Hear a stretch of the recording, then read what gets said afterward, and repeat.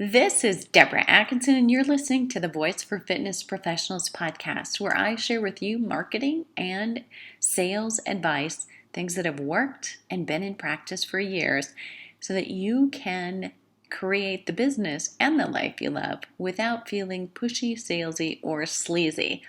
And today's podcast is going to feel potentially, if you've been listening to my podcast, that is a little bit like a repeat of something that I did fairly recently. And I want you to go back and listen to that one if this one is at all meaningful.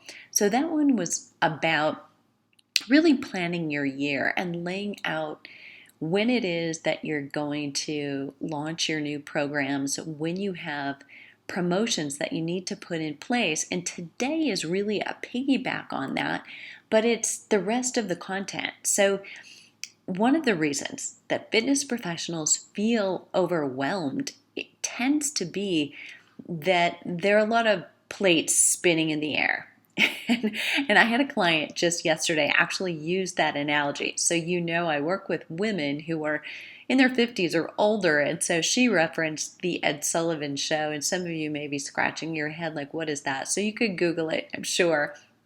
But there was a particular episode or like a stint, every time the episode came on, where there was a guy who would go around and get all of these plates spinning on long sticks, and then he'd go around from one to the next when one started slowing down and wobbling, and he'd have to make it spin again. Such a great analogy to what it is that we do. She was saying, I don't know how you do it, because I think it must be like the guy on Ed Sullivan spinning all those plates for you, because you're creating all of this content and you're everywhere. And, I think that is how we feel, and sometimes she may have read my mind.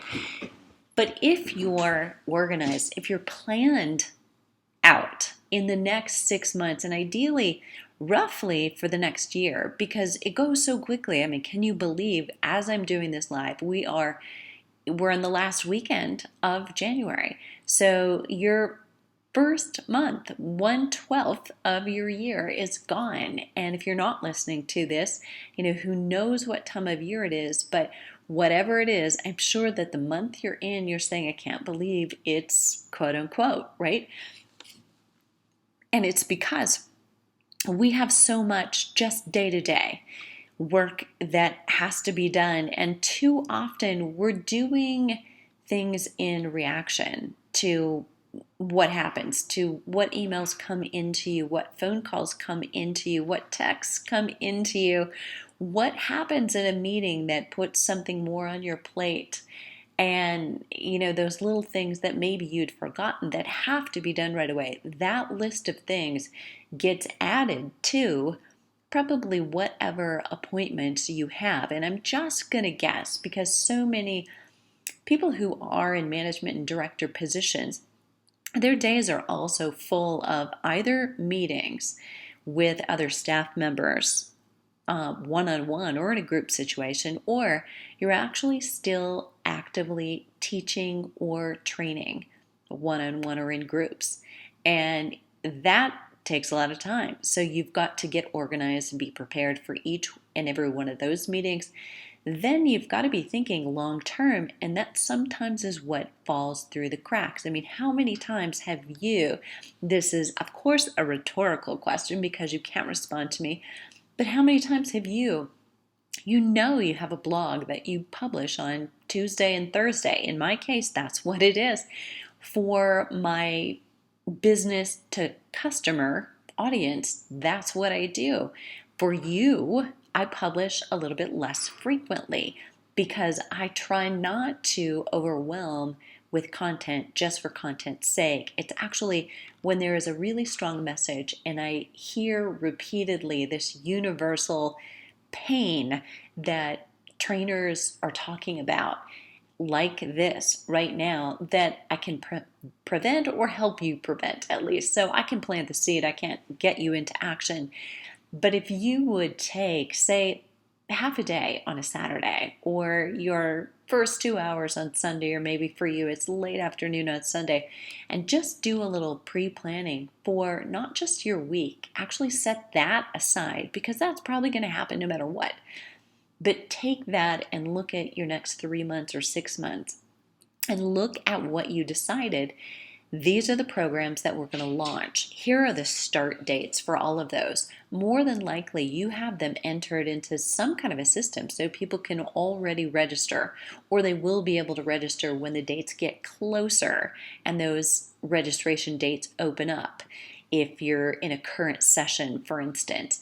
So whether that's MindBody or that's some other scheduling tool that you're using, you know when those launch dates are going to be. And actually, I want to share with you something. So a launch date is actually not the day class starts, because that's when you already want butts in the seats, literally, or butts on TRXs or whatever it is you're doing.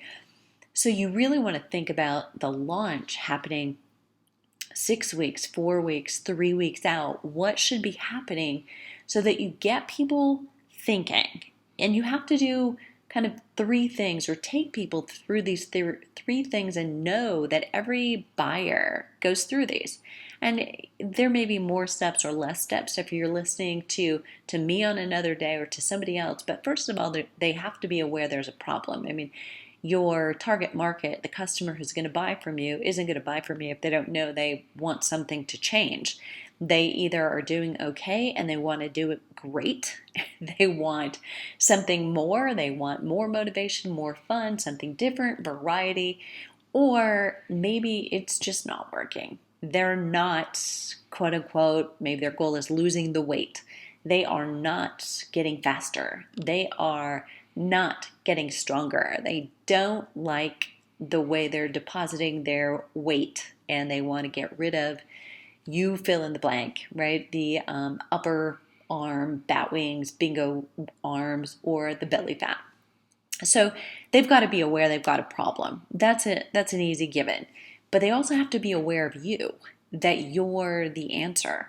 So this is where, the need to tell your story, to talk about the why and the what and who you are, has to be there. And they have to, have even greater awareness that you're starting this specific class and you're different. They need to know why you. And, probably you don't want to base that purely on price, right? So you want to be telling the story, or you want to be sharing a series of blogs that really address, the problem, and tease with some really good giveaways, juicy content. So no matter what, if they read your blog or they watch your video in the blog, they've been helped. They've gotten to a next step and a next level of awareness. And they might not be a buyer right now, because 85% of people take a lot longer to make a decision than we would ever want them to. And depending on who you are, think about it this way. So, let's say that you and I are a part of that bigger population. So there's a pretty good chance that one of us, at least, is a slower decision maker. And I can tell you right now, it's not me. So it might be you. And realize that if you hate sales, you hate the idea of having to sell, you wish that people would just know about you and like you, and it would be easier to get clients, then, if that's true and you're getting clients in a different way other than selling them directly, realize that you're limiting yourself on what you can earn. Because if somebody else is selling you and doing the marketing for you, that costs money, and they deserve to get a piece of whatever it is you're doing. So realize, if you are not out on your own doing it, there is a cost of doing business either way you go. And I just say that kind of as a side note, because I know for a lot of trainers, they feel like the boss is taking a big percentage and it's just not fair. And yet, if you knew the cost of running a business and just turning the lights on and having the real estate and the building, it's pretty expensive. And if you're involved at all in marketing and advertising, sometimes that is a gamble. It doesn't always work. So you're spending a lot of money, and the return on what it is you're putting out there isn't guaranteed either. So, realize there are a lot of ifs there. But the point is, we're going to need to nurture somebody in a relationship. And it might be, we might get lucky and say, okay, 6 weeks of nurturing them with blogs and videos that kind of talk about, address their problem. And then we start talking about and teasing on a subliminal way. Hey, this class is coming up, and if you like that, you might like this. And you put a native ad. And that just means you post a blog on your website,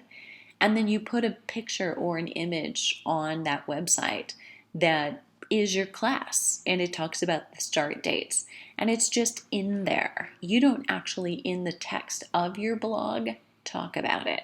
So it's just there, and it's a relative type of class. So you're going to talk about smoothies and nutrition. That might or might not be a great place to put your native out about your course if it's not related at all to nutrition. But, if it is, if it's about teaching them, the ABCs of how to eat to keep lean muscle mass and avoid inflammation through foods, or teach them how to make 5 easy recipes for weeknight family meals, whatever it might be. Then if you're talking about nutrition, somebody's interested in nutrition if they're reading it, then an ask, or telling them about this course is coming up, just with an image, that's a native ad. So a little bit subtle, yes, but if they click on it, they see it, and they're already in there, it's very relative. And then I'll go one step further about that, because I know we're kind of going down a little rabbit hole. But if you use Facebook advertising to a page like that, to a blog where you do have an image of a course that's coming up, you'll pay pennies for that lead to get to your blog.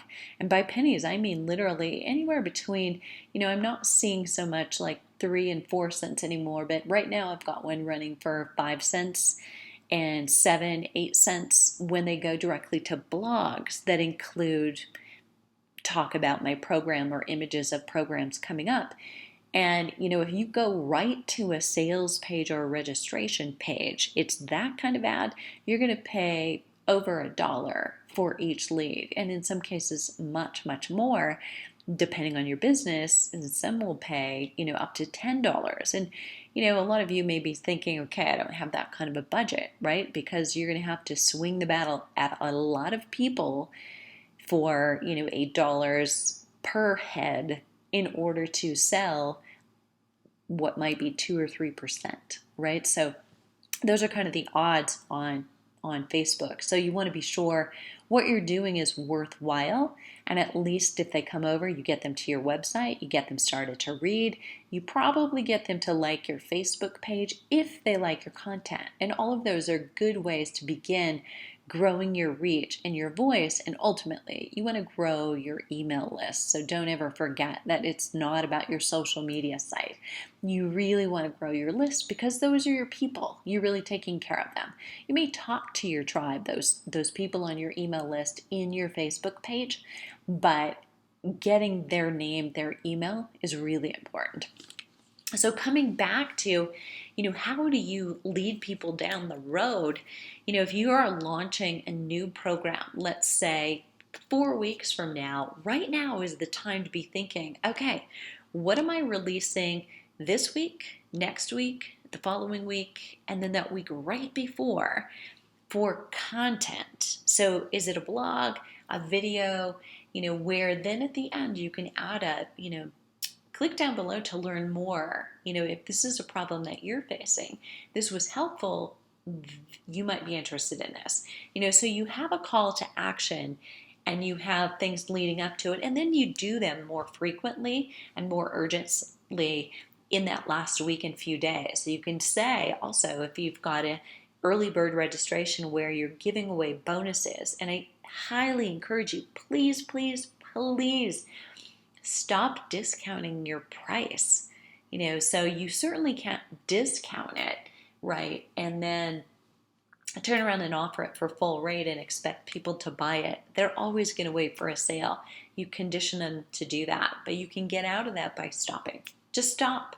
It's like quitting smoking or stopping drinking. It's going to hurt for a little while. You may see a drop off of sales, but eventually, if you value your own services more, other people will as well. So start adding bonuses. That, again, is another way to dedicate time, not just to putting out fires, reacting to your schedule today, but if you have a program, create a juicy bonus that would be, this is a compliment to what they're going to do. It's going to make it easier for them to succeed in the program. It's going to answer questions they almost always will have. So let's say you're a personal trainer, you're not a registered dietitian, and you're a little nervous about coaching nutrition. That's a whole nother can of worms we won't get into right now. But you want to support them, right? With giving them good recipes. And maybe you ideally would like for them to stay away from sugar, refined sugars, and even natural sugars occurring in certain foods. So what you could do if somebody's coming to, say, a boot camp or a workshop that's lasting X amount of weeks that's focused on exercise, you could say, one of the bonuses is, 40 different weeknight recipes, that you can make ahead. 10 of them are in the crock pot, 10 of them are stovetop, 10 of them are you can make in your Instant Pot. Just coming up with things that, within 40 recipes so that it's easy, simple for you as well. But you can gather those and you can also outsource them. You can have people send you recipes and say, okay, we're going to have a contest and, here are the parameters. Create your favorite weeknight meals, and we're looking for certain categories. So knowing that a lot of people do have food allergies or food sensitivities today, you could say, so send us, in one category, your dairy-free recipes. In another category, send us your gluten-free recipes. And another, your, sugar-free recipes, or maybe make that across the board. So you can ask for whatever you want, or maybe you don't want to go there. And you just want to, maybe at the back of the book, you say, okay, for all of the recipes that were submitted, here are flips that you could make. If you can't do gluten or you're not doing gluten, here's a substitute for this. If you don't do dairy and somebody's asking for this, you can substitute that, and so on. So make it easy, one way or the other for you to give them what they need to be successful. That's the real point, how you do it and what you do. Maybe it's not even a cookbook or diet book, but I will tell you that it's probably one of the easiest things to do, and no person anywhere has too many recipes. So especially, or even if you're catering to guys, who might be living solo or, married with children for that matter, but responsible for some of the cooking, and they're going through the program. Include things that are a little bit more guy friendly. Maybe it's, things they can make in the crock pot, things that they can throw into an Instant Pot or into a blender or do on the grill and be done. So make them super, super simple or partially purchased at the store, like a roasted chicken being built around that, plus what, would make it super easy for them. So think about your bonuses, and whatever they are, they should be juicy enough that they're really going to help somebody go through the class. Maybe a part of your bonus is, okay, if you only meet with them once a week, what do they do on the other days a week? Can you give them 1 or 2 workouts for home workout, either in a video format or you just write it out, and that's all there is. So super important that you don't discount, and you can begin to promote as a part of your launches, and that's another excuse or reason. And I say reason or excuse for you because you're the one who feels badly about reaching out to them, and please don't, right? So I can't take that away from you, but you can create a reason for yourself to email them and feel good about it. You're emailing them because you have a great program, but you also right now are trying to save them some money. Like get in right now, or not save money because you're not going to discount, but you're going to give them extras. Get in right now while the bonuses are still here. You can get the recipes, you can get the schedule for what to do on your days off, and we're going to give it all to you in videos or written format, so you'll have the links to it, and it'll be super simple to do on your own. And those bonuses are going to go away starting tomorrow. So jump in right now and register, and you'll get those right away, and you can get started on them. So that's an excuse to start sending something out maybe 2 weeks before. And then as you get closer, you can say, space is filling up. There's only 3 days left. This is the last day. And on the last day before your registration closes, 2 emails really is ideal. So you email them early in the day. This is it. This is the last day. And then again before, like when there's 5 hours left. So in the evening, if you're closing it at, midnight or 11:59, that's it. They can't get in anymore to this group. And, it really helps if you honor that. Don't let them in. Close it, so that it's fair to everybody that's in there, who got in there, who, did what they were supposed to do. And if you do make allowances, I would raise the rate. And don't discount the rate, raise the rate.